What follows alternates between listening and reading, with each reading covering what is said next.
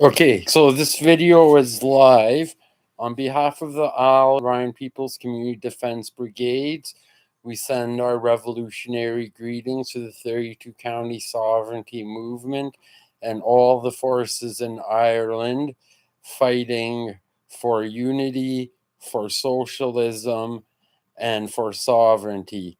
We are also sending our deep regrets to the loss of Joma, who was the creator of the New People's Army, the Communist Party of the Philippines, as well as the ILPS, which we are a part of.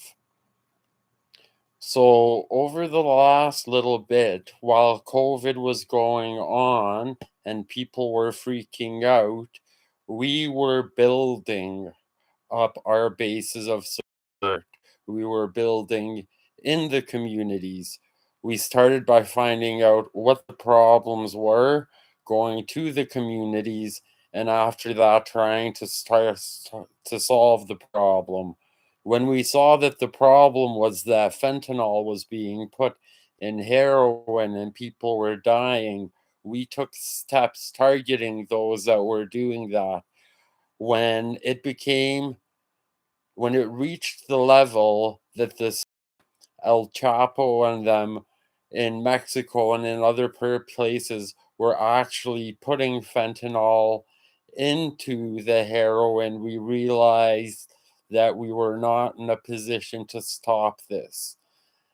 At this point in time, we are facing the problem of people dying in the streets with the new problem of people and adding benzodiazepines to fentanyl, which has pretty much replaced heroin here in Kitchener and most of North America. We saw these problems. The first thing we knew was we needed to have a place where people can go and have access to nurses, where people can go and have access to safer drug use. And so we started creating our own safer injection sites. We started patrolling our own community.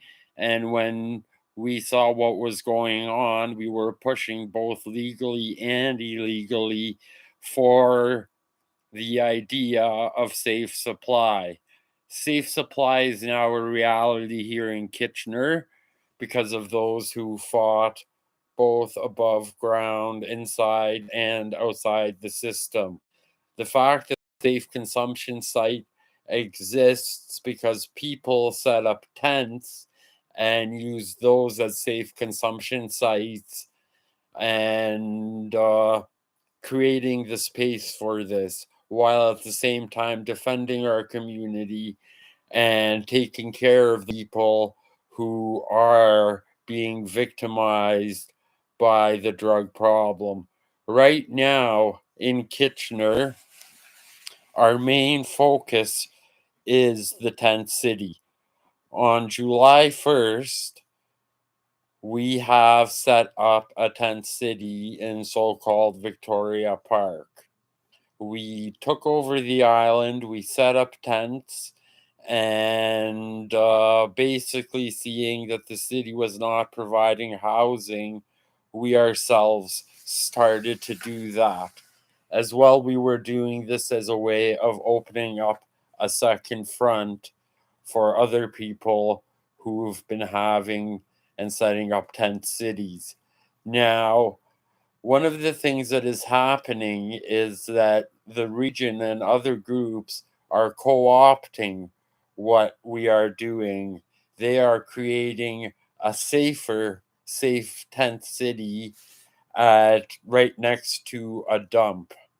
Yeah, I'm not kidding you. Right next to a dump, 20 minutes walk from the closest bus stop, 40 minutes walk from the services.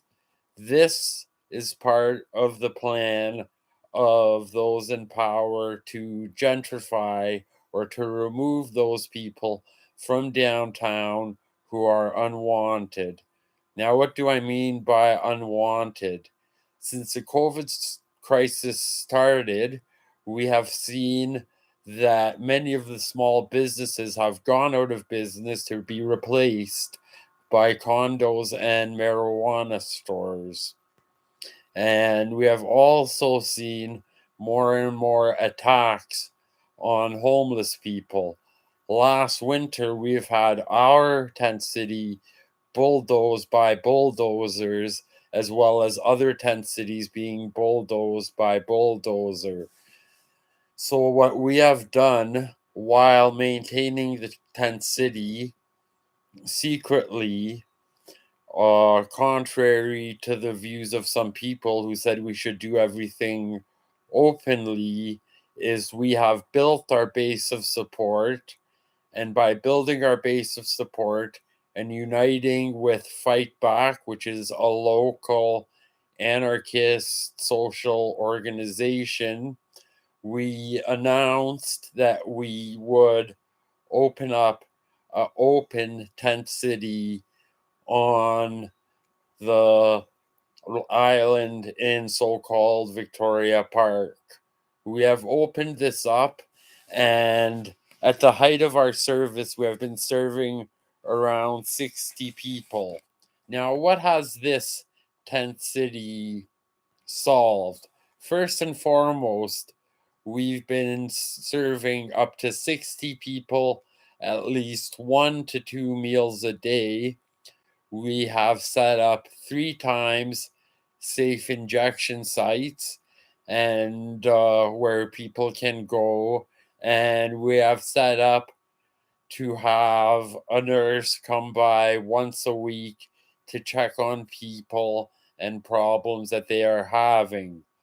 Now, what is the reaction of the region and the city to this tent city? At first, they started calling us protesters.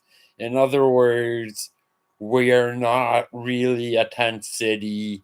People have places to go. We're just there protesting, despite the fact that over 78% of people did not have places to go. We have provided people with tents, and we have also provided people with political pressure.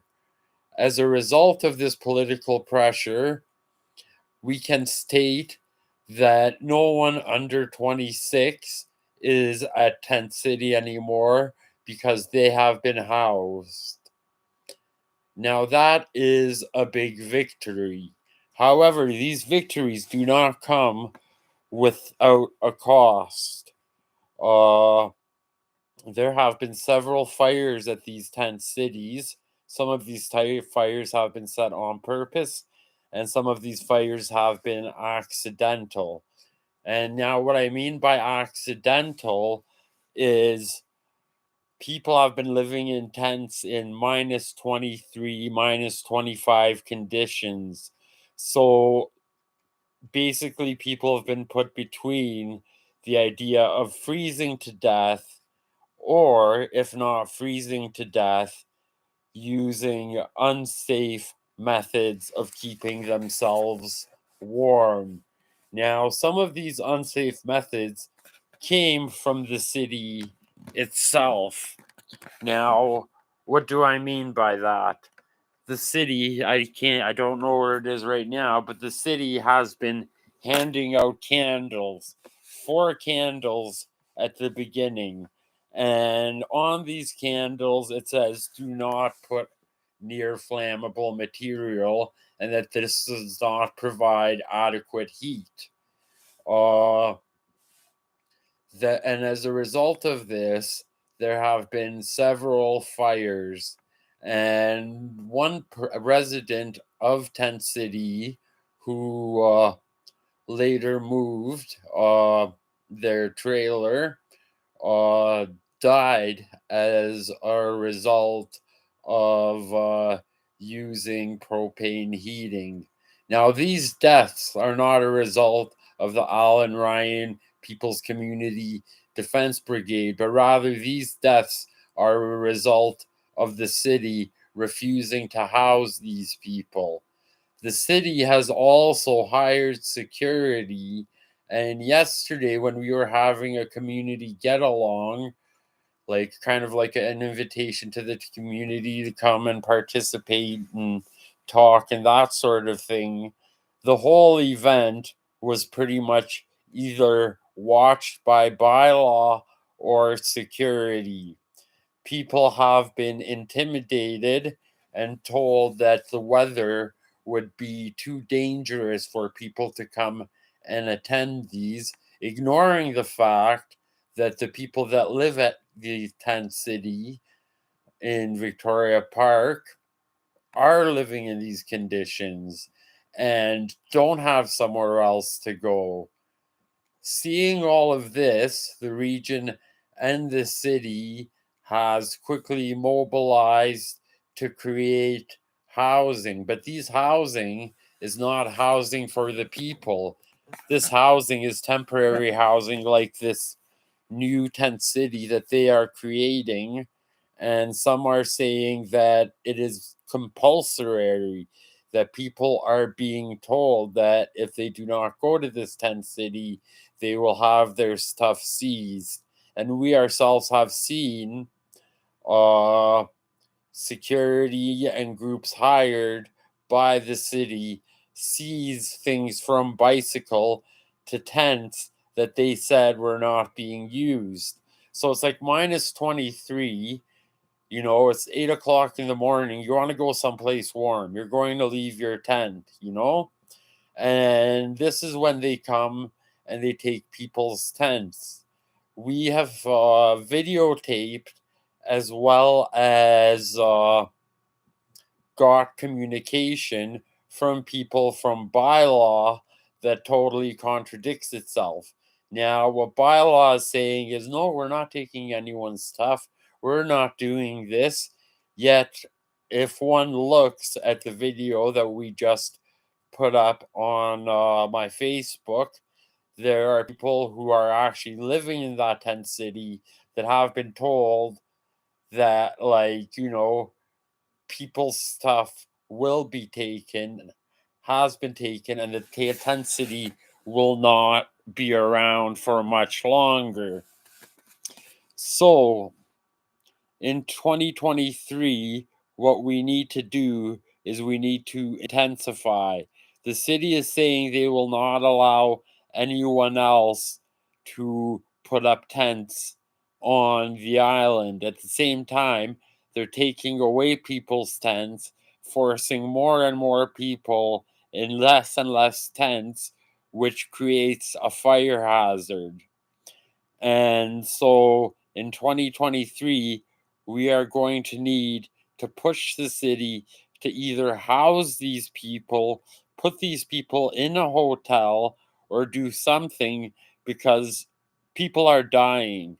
People have frozen to death in the past. People will freeze to death, and people will burn because of the unsafe conditions created by the region and the city.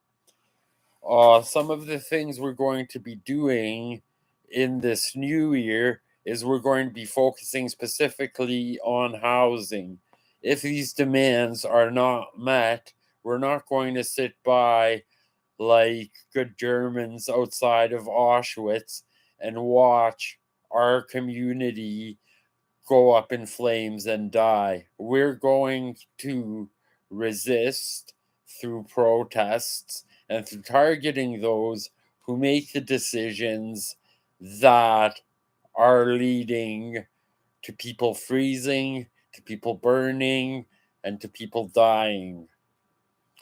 We are going to have every Sunday at 5 o'clock these community get togethers so people can come and see that we're not these horrible people that the city is putting out, that we are regular people and that we have a right to exist.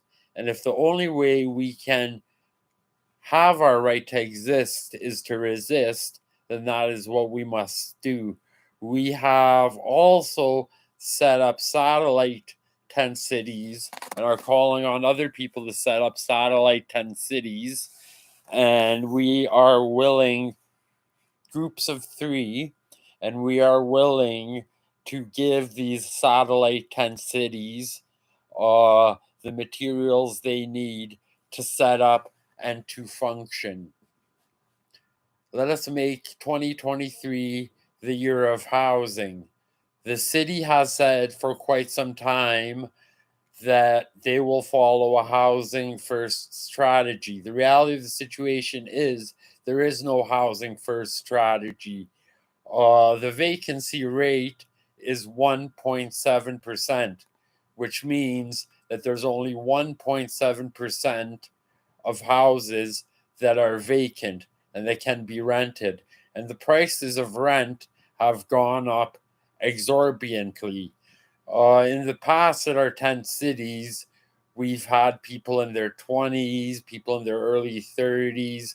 We are now seeing families. And the solutions that they are putting forward are like male and female cannot be in the same room. So families are being torn apart. Mothers are being pulled away from their children.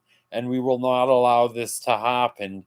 As long as one person is sleeping in Victoria Park, because so-called Victoria Park, because they have nowhere else to go, we will be there providing infrastructure and defending that. We have had several discussions with other tent cities, and we are working on a plan of mutual aid and assistance. We call on people to join us at our protests, to join us at our Sunday get-togethers at 5 o'clock on the island at so-called Victoria Park, and let us make 2023 the year that we actually abolish homelessness in Kitchener. Thank you very much.